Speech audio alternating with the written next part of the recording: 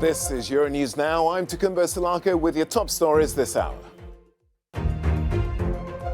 New measures and restrictions come into force in more countries as concerns mount over the COVID-19 Omicron variant. Bidding farewell to the British monarchy, the small Caribbean island of Barbados becomes the world's newest republic. And Lionel Messi enters the record books again. The Argentine striker is crowned the world's best footballer for the 7th time, while Barcelona's Alexia Putellas wins the Women's Award.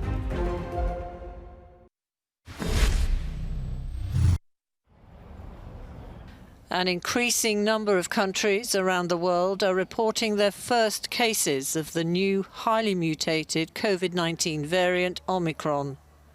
And governments are slamming shut their doors on international travel, while scientists race to figure out just how dangerous the mutant version might be. We don't yet know whether Omicron is associated with more transmission, more severe disease, more risk of reinfections, or more risk of evading vaccines. Scientists at WHO and around the world are working urgently to answer these questions. Omicron's very emergence is another reminder that although many of us might think we're done with COVID-19, it's not done with us. Spain has become one of the latest countries to report its first confirmed Omicron case. It was found in a traveller who returned Sunday from South Africa, the country where the new variant was first detected. While the vast majority of infections recorded around the world have been travellers arriving from abroad, cases in Portugal and Scotland have raised fears that Omicron may already be spreading locally. Meanwhile, the travel restrictions being reimposed are ranging from banning all incoming flights, as in Morocco, to barring entry to foreign visitors to Israel and Japan, for instance. The UK, along with others, is calling for all visitors to have a PCR test on arrival and to isolate until the individual gets a negative test result. Most European Union members are also expanding their vaccination programmes. It's not to be forgotten that Delta is still the dominant variant. And despite the global worry, scientists claim they are confident that if given time, they will be able to adapt or develop vaccines to counter the new variant if needed. The key factor is time.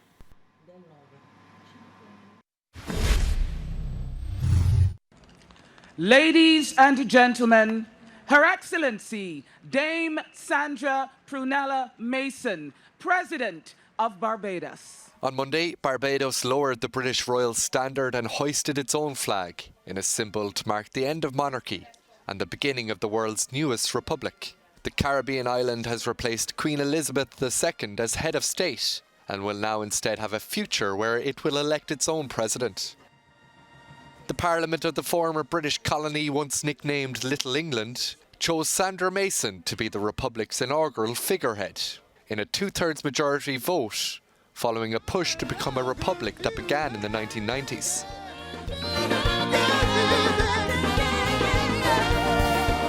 Mason served as the country's Governor-General for Queen Elizabeth before being elected into the new role. Although severing some ties with its colonial past, Barbados will remain in the Commonwealth realm. In a statement, British Prime Minister Boris Johnson said the two countries would remain friends and allies.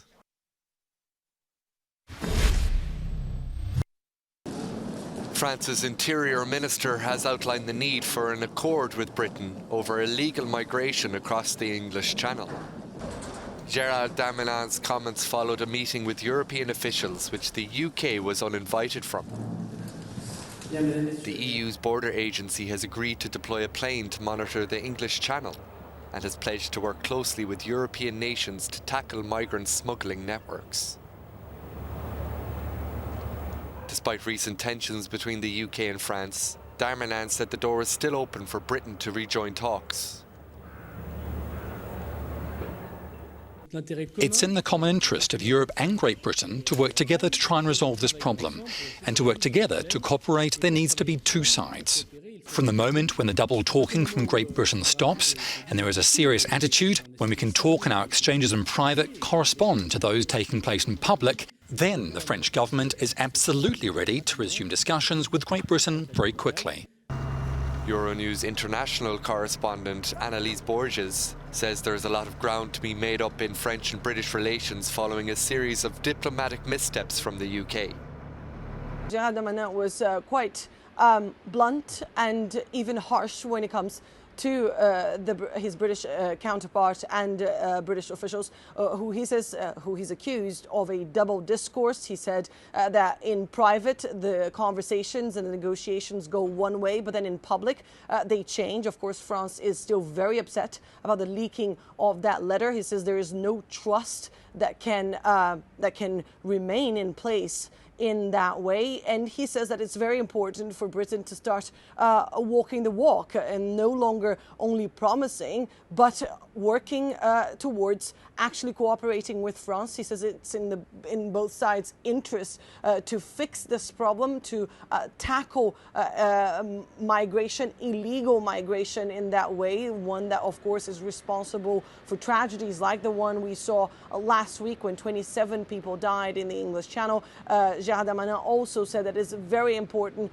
for Britain to actually cooperate with France, but that can only happen through the European Union. He said that it's time for a European agreement between Europe and Britain and the UK. He says that he reminded the press today that the UK decided to leave the European Union. That was a very unfortunate decision, but that was their decision, and that now all negotiations must go through Europe, must go through at a European level. We don't know for now whether or not what Jean Castex is going to be proposing to Boris Johnson tomorrow is going to be anything that could evolve into an agreement between the European Union and Britain. But certainly today a show of force of sorts from France and a very resolute interior minister saying that Britain is the cause of all this, saying that even though the two sides don't agree on what is happening, we can't change geography, according to Gérald Darmanin.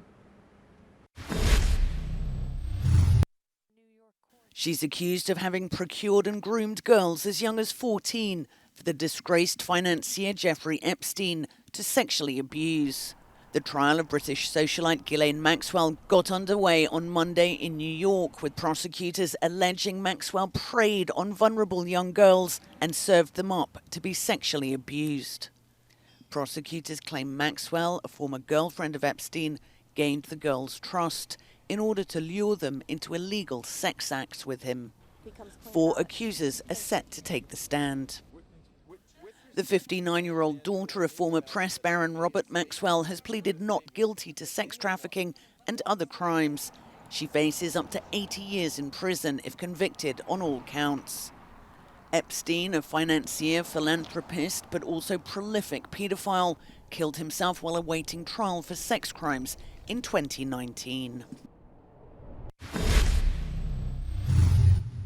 The trial of GHISLAINE Maxwell got underway Monday afternoon here in New York City, where prosecutors called their first witness, Jeffrey Epstein's longtime pilot, where he described in broad strokes the role GHISLAINE Maxwell played in managing Epstein's properties and household, describing their relationship as being, quote, couple-ish. In their opening statement, prosecutors said that Maxwell was Epstein's partner in crime and not just a facilitator. The defense argued that Maxwell was being made a scapegoat. The 59-year-old faces 6 criminal charges and could face up to 70 years in prison if convicted. She maintains that she's innocent. She's accused of helping, quote, recruit, groom, and ultimately abuse 4 teenage girls for sexual acts with Jeffrey Epstein. Those 4 accusers will take the stand in the days and weeks to come in a trial which is expected to take up to 6 weeks. Susan Tehrani reporting for Euronews from New York. She was a legendary cabaret performer and a World War II spy, as well as being a civil rights activist too. The US entertainer Josephine Baker will today become the first black woman to be honoured by France with a place in the Pantheon. The court hearing of Georgia's jailed ex-president Mikhail Saakashvili was accompanied by a protest rally at the building of Tbilisi City Court. The situation in the ground got tense several times, with police detaining a number of participants of the protest and using pepper spray. Right now I'm standing in front of the Tbilisi City Court, where Georgia's third president, Mikhail Saakashvili's trial was being held, and it is already over. This is the first time when Mikhail Saakashvili attended the trial. On previous trials, the Special Penitentiary Service denied Mikhail Saakashvili the transfer to his hearing on the same case, citing the security risks and health concerns amid Mikhail Saakashvili's weeks-long hunger strike. Ex-President Saakashvili has been recovering at Gori Military Hospital following his 50-day hunger strike. He was already convicted in 2 cases in absentia and faces charges on 3 more. We as the prosecutors will bring the case to the end. If not today, at the next hearings, Mikhail Saakashvili will have to answer all of our questions. Saakashvili denies all charges, saying they are politically motivated and asks to be charged by few courts. The mistake of not creating a fair and independent judicial system has negatively influenced a lot of Georgians, and now I happen to be one of them. I sincerely apologize to everyone who was affected by this mistake on my behalf, as well as any other instances when you suffered. I apologize once again. But mistakes and missteps are different from committing crimes. I am Mikhail Saakashvili, and Georgia was not ruled by a criminal president. While several cases discussed in Tbilisi, the advocates for the ex-president have addressed the European Court of Human Rights with a request to judge whether Saakashvili's rights during his imprisonment have been violated.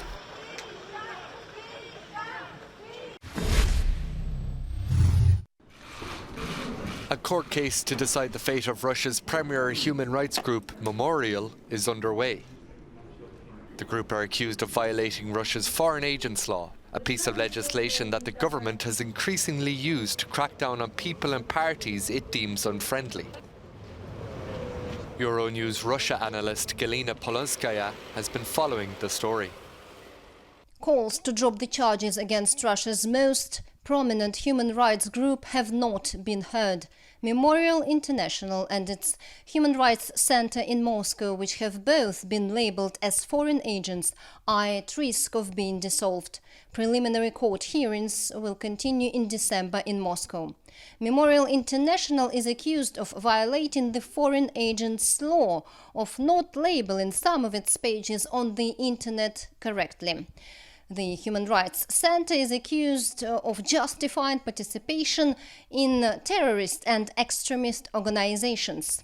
In August, it released a list of political and religious prisoners in modern Russia. It includes Alexei Navalny, as well as the names of jailed members of the Jehovah's Witnesses, which is considered extremist and banned in the country. Memorial's lawyers said that this list is only about fairness of a personal criminal prosecution and nothing else. Memorial was started by Soviet dissidents and has a large archive of Soviet-era crimes. It has a database with 3 million names of victims of political repressions, mostly of the Stalinist era. And the main goal of the group is to commemorate the memory of these people. Oleg Orlov, who sits on the board of Memorial International, told me that raising the question that repressions were a part of the systemic policy of a criminal state is unacceptable to the authorities in Russia. He hopes that the decisions on Memorial, which he says has become a political case, will be based only on the law. Galina Polonskaya for Euronews. New York's Empire State Building is lit up in the colours of the French flag in honour of Josephine Baker, as she becomes the first black woman to be reinterred at the Pantheon Monument in Paris. The American-born singer and dancer became a megastar in the 1930s, especially in France, where she moved in 1925 as she was seeking to flee racism and segregation in the United States. But it's for her work as part of the French resistance during World War II that she's regarded as a hero in France. Amid other missions, she collected information from German officials she met at parties and carried messages hidden in her underwear to England and other countries, using her star status to justify her travels. She became a French citizen after her marriage to industrialist Jean Lion in 1937, and after her death in 1975, she was buried in Monaco. Now, on the insistence of French President Emmanuel Macron, she's to become the 5th woman and the first entertainer honoured with a Pantheon burial. Her mother was an unmarried African-American housemaid. As a child, she stole to help feed her family. But the entertainer Josephine Baker became a huge international star in the 1930s after moving to Paris and performing at the Folies Bergère. And today, 46 years after her death, she joins the ranks of France's greatest men and women when she's inducted into the Panthéon just behind me. This houses the tombs or memorials of the country's national heroes, and the tents you can see behind me and the music you may be able to hear in the background are part of preparations for the ceremony in her honour. Josephine Baker was a French resistance agent during the Second World War, and she fought against racism in the US with Martin Luther King. Now, she's the first American, the first entertainer, and the first black woman to be honoured with a memorial in the Panthéon. President Macron will speak at its unveiling, which will be covered live on French TV. The Panthéon is the resting place of 75 great French men, including the writers Victor Hugo, Voltaire, and Alexandre Dumas. But Josephine Baker is only the 6th woman to be commemorated here, alongside the scientist Marie Curie and the Holocaust survivor and politician Simone Weil.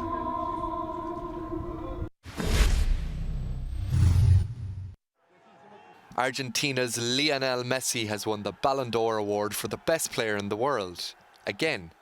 It's the 7th time he has received football's most prestigious individual trophy. The Paris Saint-Germain and Argentina forward helped his country win the Copa America, his first international honour, and he has scored 41 goals so far in 2021. The truth is that I never thought about the 7th, nor do I think about the 8th. So I'm looking forward to this new stage of my life at my new club, Paris, where I'm totally happy, adapted, and eager to achieve a new goal.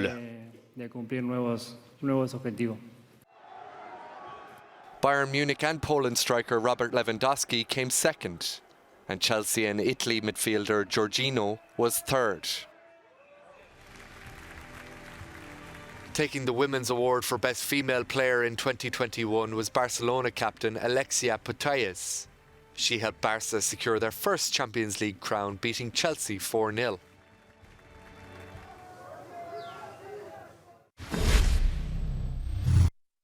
That's it from me and the team here on Euronews. Don't forget you can stay up to date with all of our top stories on euronews.com.